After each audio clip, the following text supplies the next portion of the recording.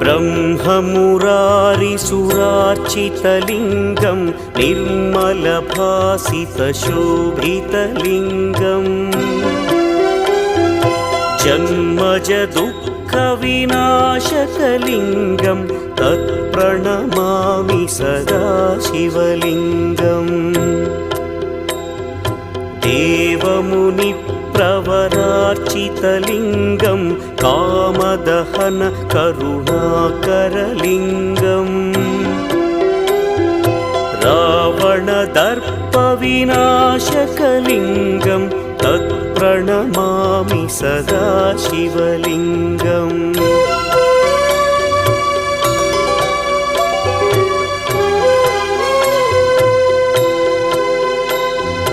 सर्वसुगन्धसुलेपितलिङ्गं